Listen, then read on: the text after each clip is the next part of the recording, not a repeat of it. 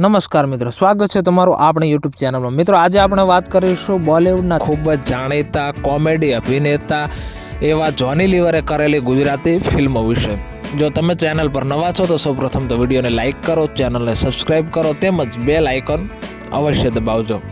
મિત્રો, જોની લીવર કે જેઓનું બોલિવૂડમાં એક સમયે દ્વિચક્રી શાસન રહ્યું હતું, મોટા ભાગે હીરોના ભાઈબંધ તરીકેના રોલમાં તેમજ કોમેડી રોલમાં તેઓ જોવા મળતા, તેમજ તેઓની કોમેડી લાજવાબ હતી અને હાલમાં પણ ઘણી બોલિવૂડ ફિલ્મોમાં તેઓ આપણને અવારનવાર જોવા મળતા જ હોય છે।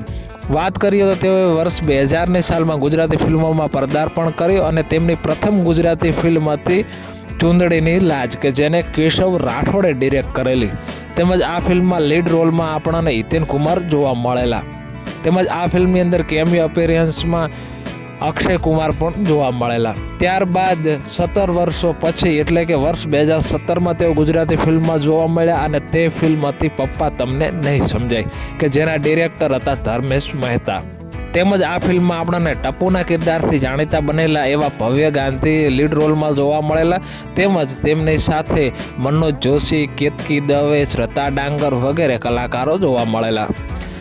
ત્યારબાદ વર્ષ 2022ની સાલમાં તેઓની ગુજરાતી ફિલ્મ રિલીઝ થઈ અને તે ફિલ્મ હતી જય સુખ ઝડપાયો, કે જે ફિલ્મના ડિરેક્ટર પણ ધર્મેશ મહેતા જ હતા। તેમજ તેમની ચોથી ગુજરાતી ફિલ્મ તરીકે એક ફિલ્મની ચર્ચા જોરશોરમાં આવેલી અને જે ફિલ્મના ડિરેક્ટર ધર્મેશ મહેતા હશે, તેમજ તે ફિલ્મમાં લીડ રોલમાં આપણને ટાર્ઝન ધ વન્ડર કાર ફિલ્મથી ફેમસ બનેલા એક્ટર એવા વત્સલ શેઠ જોવા મળશે, તેમજ સાથે વ્રજેશ હિરજી જોવા મળશે, તેમજ તેઓના ફોટા પણ વાયરલ થયેલા। પણ હજુ સુધી આ ફિલ્મની કોઈ ઓફિશિયલ માહિતી નથી આવી કે ફિલ્મ પોસ્ટપોન થઈ કે શું થયું અને હવે ફિલ્મ આવશે કે નહીં આવે।